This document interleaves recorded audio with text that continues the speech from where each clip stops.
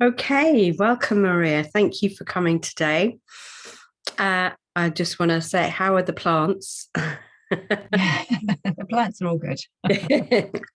I sent you a message. I sent you, for anybody listening, I sent you a message earlier which said apologies because I was late running and I hoped that the plants weren't going to be affected, your plants, and realized that I'd mistyped it. So, Maria, welcome. Tell Thank you. us about you. You are a wise woman coach. Tell me about what is it that you do and how you came about what you do. Oh gosh. Well, first of all, thank you for inviting me. Well, Um, yes, I am a wise woman coach, and it wasn't part of my career plan. Funnily enough, when I left school, it wasn't part of the plan. But life brought me to it, I think is a fair way of saying it. So essentially what I do now is I work with women who are midlife and beyond that, women who have lost sight of who they are. They're feeling a bit kind of lost in the sea of who am I, what next? Um, and the reason I do that is because that was very much my journey. So I was a people pleaser for a long time in my life, but I had no idea I was a people pleaser. I was totally unaware of it. And it all stemmed back from childhood, where I was very heavily programmed with the good girl syndrome, as I call it now. So, very praised for being a good girl, for being quiet, for being compliant, for not answering back, for, doing all of the good things. Um, and chastised if I kind of stepped out of line. So I very much, learnt that being a good girl was quite prized. And then I was also bullied for quite a long time through most of my school, which meant I was very ostracized a lot of the time. And um, because I couldn't make any sense of that, I didn't know why people didn't like me. I didn't know why they were being so horrible. mm, I internalized it, which is often what happens. So it was a question of, well, there's this whole group of people that don't like me, so clearly it's me and it's them. It must be something wrong with me. Um, and what that led to then me doing was, as an adult, so desperately wanting to fit in, to be accepted. I never wanted to be outside of the circle, of the group. So I would be whoever you wanted me to be, in order to fit in and to that be sounds accepted. tiring.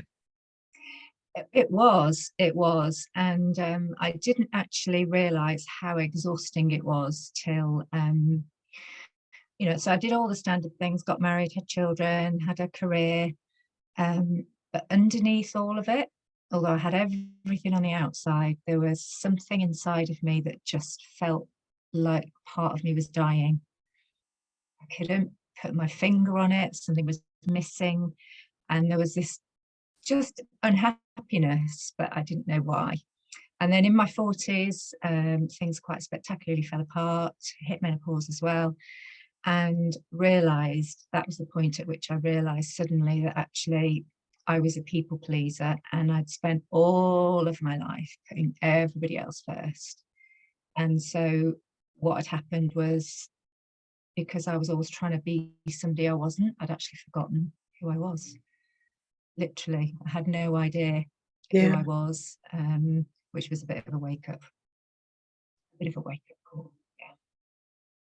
And so what helped you then to grow from that and learn from that and to understand that as you do so clearly now?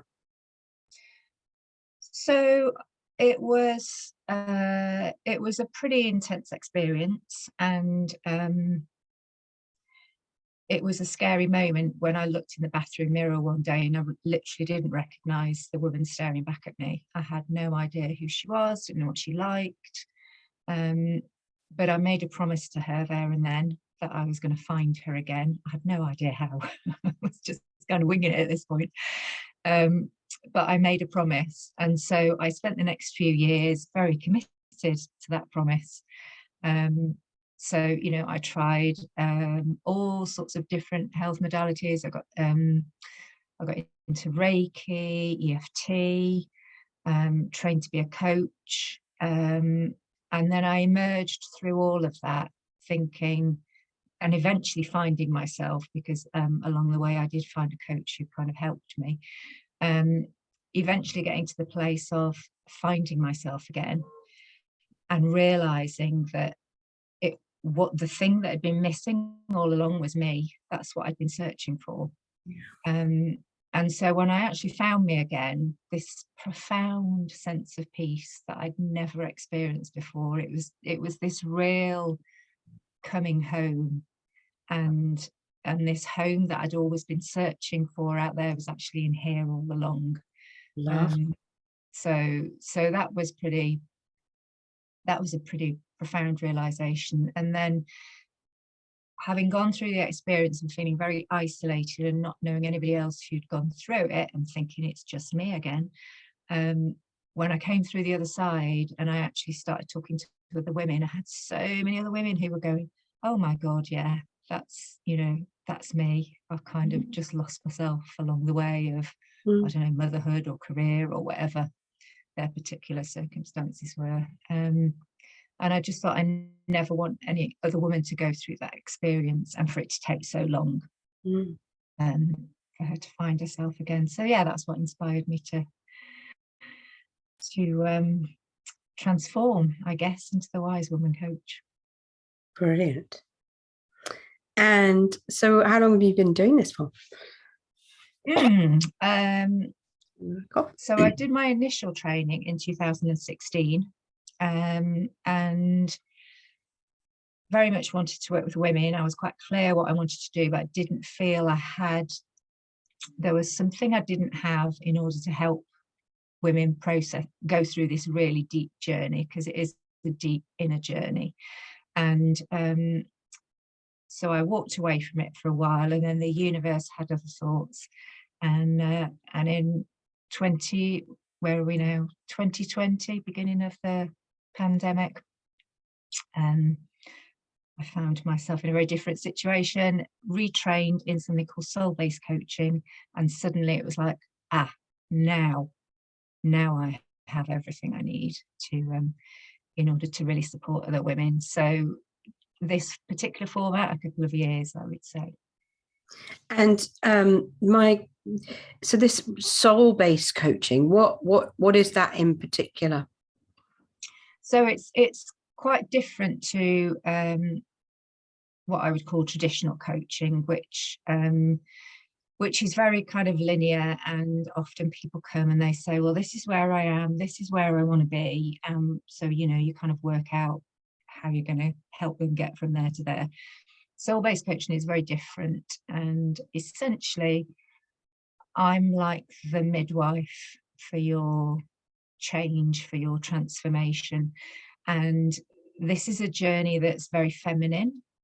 It isn't linear, so it's not a kind of straight line, because life is never a straight line. No. And it's a very kind of up and down process. But we work from the concept of, you already have the answers inside you. You are the expert on your life. And my role is to help you find those answers. So I take people on what I call the journey from their head, where they're trying to think their way through something, to their heart, to their soul, so that they can really tap into what I call their soul whispers and listen to where they're really being called, and to what they're really here to do, when they let go of all the expectations of, this is who I'm meant to be, this is what I should be doing, this is what I'm expected to do. So we uncover all of that, and then they begin to find the answers for themselves. So it's a very very feminine way of coaching, but we work with We work with the metaphors that people bring, but also their body, their energy system, so that their energy rewires itself, and they begin to call in, as they change, they begin to call in what they want. It's quite a magical process, actually. Lovely. Mm. Sounds great. I know from having worked with you in the past that you're very connected and understand the energetic field that we all live in. And so is that something that have you always had sort of an awareness? Have you always had a sort of spiritual feeling, or is it something that's grown over time? Well, that's a really, really interesting question, because now I look back, as a child, I could see things. I had all sorts of weird and wonderful experiences. I very quickly learned it wasn't okay, because other people showed me that, I was really shut down when I said, I could see something coming out of the wall. Or, I had all these different experiences as a child, which were quite frightening, to be honest. And so what I did, I shut everything down, probably quite a young age, I would say, maybe by 5 or 6. And it wasn't till I was in my 40s, when I went through what I call the great unravelling, that my gifts began to come back online. And I was led to Reiki in a very unusual way. It was actually when my brother passed. I ended up training in Reiki, and that really opened me up energetically again. And then it's been a sort of continual process from there. I think I've explored all sorts of different things. I've really done a lot of work energetically, and the more that I've done, the more I would say my gifts have come back to me. My intuition, my instinct, which was always there, I can now see it was always there, but most of the time I either ignored it or I shut it down and I went the logical route, which never ended well. Yeah. It's interesting, isn't it? And do you think that perhaps did you talk to your parents about the fact that you were seeing this, and was it shut down from them? Did they not understand it, or? Yeah, so I had my parents were quite a lot older. I had 3 older brothers. I was the only girl. So we weren't a kind of, things weren't kind of spoken about very much. But when I did say things to my mum, she would say, "Oh, you're having a nightmare," or "It's a dream," and my child brain couldn't work it out, because it'd be like, "But I'm awake, I'm talking to you." So she would try and just, shove it all under the carpet, I guess. Um, and so I began to think, "Oh, okay, this isn't all right. Other people can't see what I can see." And every single night as a child, I used to sleepwalk. Every time I walked out of my bedroom door, I was in a forest. Oh, wow. Yeah. Was that nice for you, or? I I don't I don't kind of remember a lot of it. I just remember whenever I opened my bedroom door at night, it opened into a forest. It Sounds was, magical. yeah, and I do, in my bedroom, I used to have animals coming through the walls, like tigers and lions and all sorts of weird and wonderful things. So yeah, but as I say, I learned that wasn't okay. So I did shut everything down. And there were 1 or 2 times in my life as an adult where I had experiences that I couldn't explain. And so I then dismissed them as, "Oh, that must have been I must have imagined that." Yeah. Anything you'd like to share, or? Yeah, so I guess the first one was when I was 25. So I trained as a nurse. And then when I was 25, my father passed away. And I'd never experienced losing anyone before. I'd never experienced any form of bereavement. And even though I'd been a nurse and I'd experienced a lot of people passing, when it happened to me, the grief was just Mm. something else.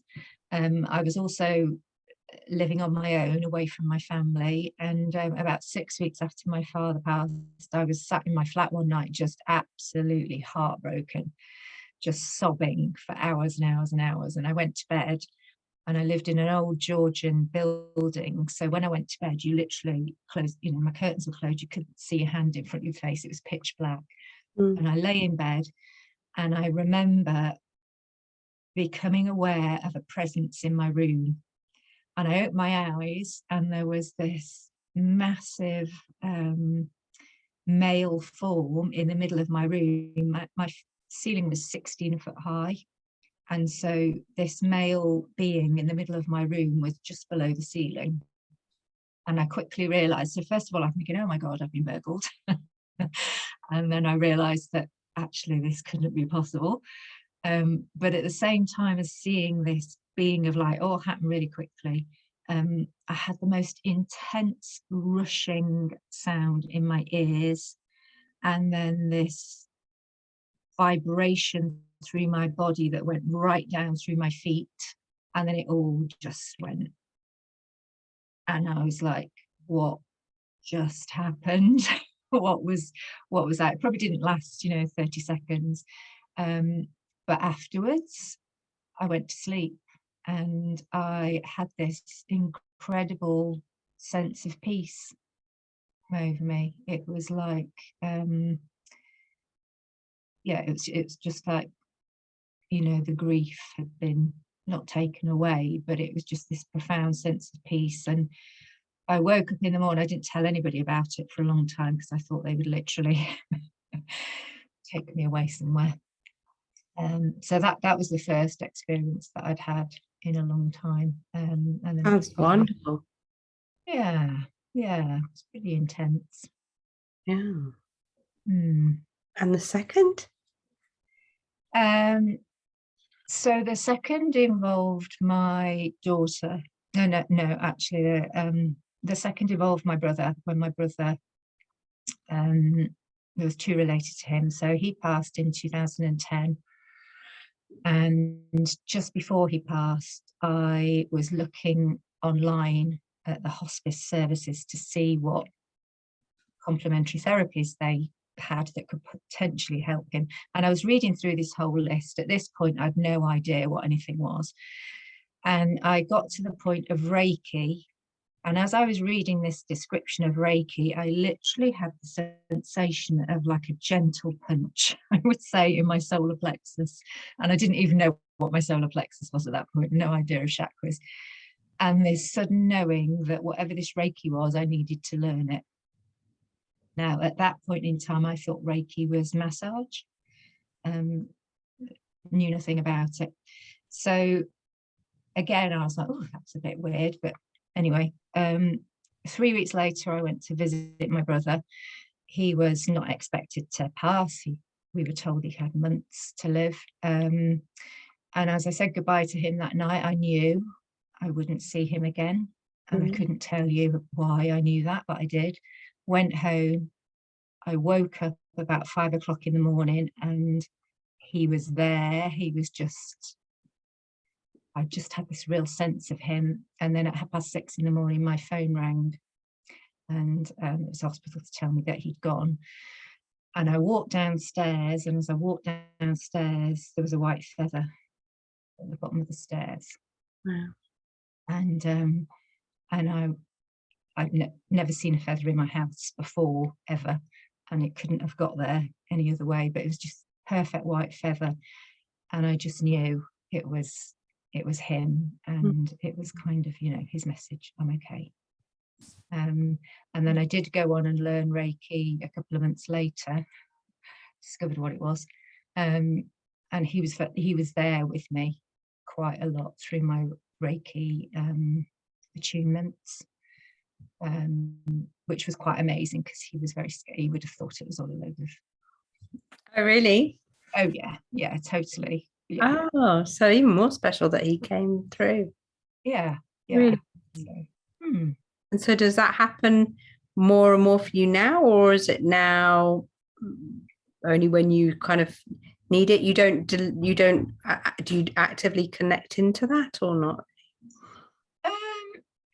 no, again, it can be very random. So I can sensing my mum around a lot recently, and I've definitely had experiences with her as well. But no, I'm not. I wouldn't say I kind of see things very much, but I do sense. I get a kind of knowing about things, which just kind of drops in.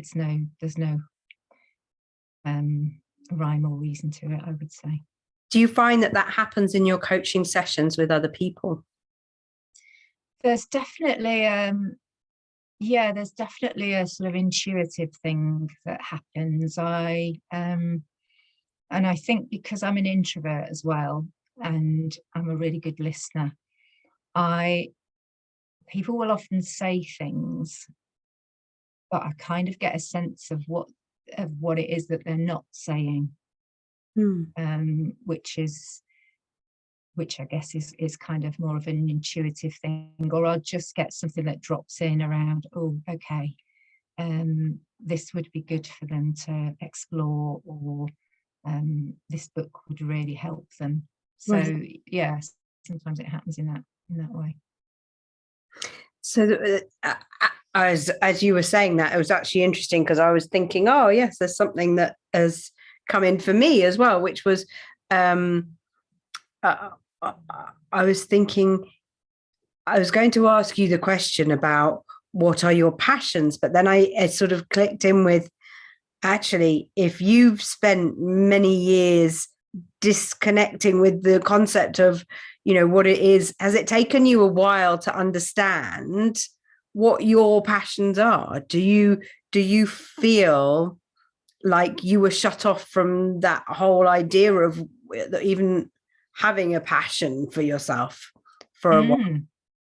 So do you now know, do you have like a passion for yourself in any way that you feel, excites you? And yeah, I think I was shut off from that for a long time. And I think the process is always kind of ongoing. I'm always kind of discovering more and more about myself. But I feel very passionate about what I do.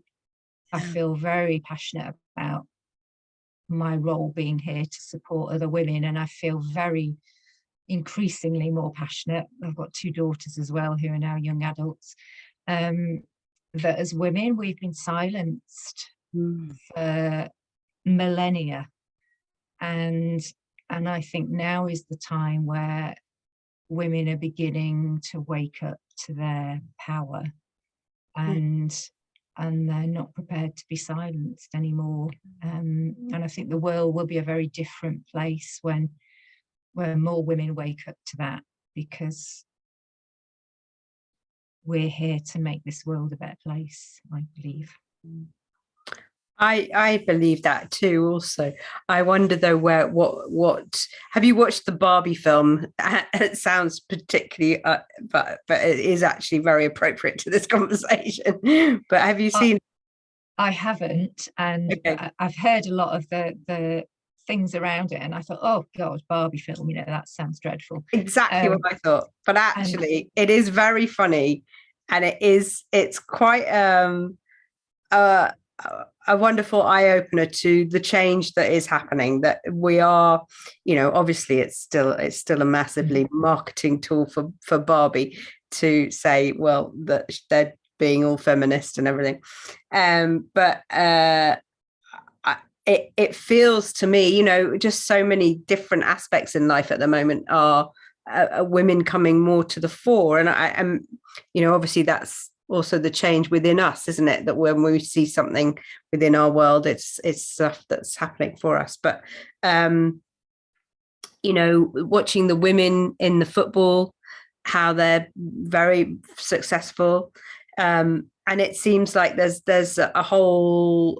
is a rising more now of women coming into their power. But my fear with all of that is, where does that leave men? And when we watch in history how sometimes there's a shift from one to the other, it's like the previous sort of gets neglected, put down. And I think it would be nice to see an uprising of women, but not a falling of or a discarding of men, and to have a balance, to have that we can. I would love to think that the uprising of women meant that we were even more compassionate towards both. Yeah, and I think for so long, women, and I was one of them, I think, that grew up with this thing that in order to be successful, you had to be more like a man. In kind of business or work or whatever, and a lot of us fell for that that programming until we realized that actually it was just another con. Now I think that women are realizing that actually their real power lies in their real feminine power, and I think that's being demonstrated more and more, as you say, by the women footballers. You can be strong, you can be powerful, but you can also do it in a way that is loving and compassionate. And I think alongside that, there's also more men who are healing their wounded masculine just as much as we're healing our wounded feminine. So I feel more hopeful that it's more of a coming together of let's sort this let's sort this mess out rather than a kind of power over, which has been the thing in play for far too long. I hope so too. I wonder, that I think we all need that balance, that yin and that yang, don't we? So totally, yeah. So my question is to you, what's next on your agenda? Are you continuing to coach women? Is it always going to be on a one-to-one basis? Do you work in person or do you work online? What works for you most? Okay. So I do work one-to-one. It is mostly online. And I was quite surprised to find out how effective that is, having previously always worked in person. So it's actually my preferred option. And I work with women for a longer with programs. So I don't do kind of one-off sessions, because if we're talking about transformation, it takes time, as you know. So it's usually between 2 to 4 months of one-to-one work. And it's very bespoke because every woman is unique. So it's not a kind of cookie cutter approach. And then interestingly, this year, I did something that I never thought I would do, which was a group program. And that's just a short group program, which is all around journaling with soul. That's a kind of one of my other things I'm quite passionate about is journaling. So that's a shorter course that I offer, which is going to be coming out again end of September, I think. Great. Okay. I asked then that you could share that in the group whenever you feel inclined, so people can access, and I can share that on my page as well. Oh, thank you. So the reason I set up these talks was, and I do the work that I do, is that when my father was dying of cancer, I struggled to understand the emotions and to express my emotions. I would keep everything in, and resulted me in becoming unwell. And so as a result of that, I've always wanted to try and help people to express themselves in whatever way they can. And so my question when people come onto this podcast is, it's a question that we get asked all the time, but it is a question that we rarely answer honestly and with intention and with connection. So I'm just asking you this question now to connect in and to say, how are you? How am I? I am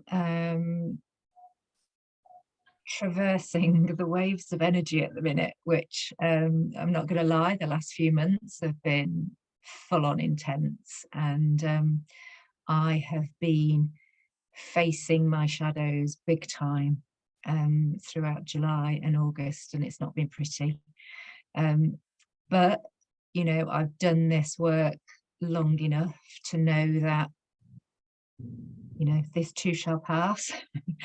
And actually, when, you know, emerging through the other side of it, I've just cleared more and more layers of the, you know, of the old programming. So when it comes up now, it's still horrible to go through, as it is for everybody, but I can now support myself to step back from it and go, okay, why is this coming up again? And what can I do to really nurture myself through this? And also reach out for help. And I know you did reach out to me in July, and we had a session together, which was wonderful. So I'm a work in progress, is what I want to say. And I think we're always a work in progress, but that's life, isn't it? It is, absolutely. And it's brilliant and wonderful that you can acknowledge that, because it takes integrity, authenticity to be able to say that. And sometimes people feel that they can't express that, and they can't we have to be okay, you know, and the normal answer to the question of how are you is normally I'm fine, I'm okay, I'm good, whatever it is on that particular day. So yeah, I thank you for sharing that, because yeah, I know the energies have been a bit crazy and up and down all the time, and you know, we can't move and progress if we don't change and we don't roll with the punches and allow for that to happen. So even though it can be quite testing at times. So is there anything else that you would like to share? Oh, nothing that I can think of, actually. Just that I think it is important to be honest about how we are all doing, because I know there have been so many times in my life when, you know, we've done that whole, oh, how are you? And we've done the whole, oh, I'm fine. Well, secretly, you know, you're absolutely not. Yeah. And then realizing years and years later that those people who said they were fine actually weren't, and they were experiencing the same struggles that you were experiencing. And had we all been open about that, we could have helped each other through it, rather than this whole, oh, everything's fine, I'm okay. So I really don't subscribe to that anymore. I believe it's important to be honest, and just say it how it is. Good. Brilliant. So thank you for coming along today. Thank you for sharing about you. And yeah, as I said, please do let us know when you have any promotions coming up. We can put them in the group. Oh, thank you. And it's been so lovely talking to you. I've really enjoyed it. Thank you. brilliant. You're very welcome.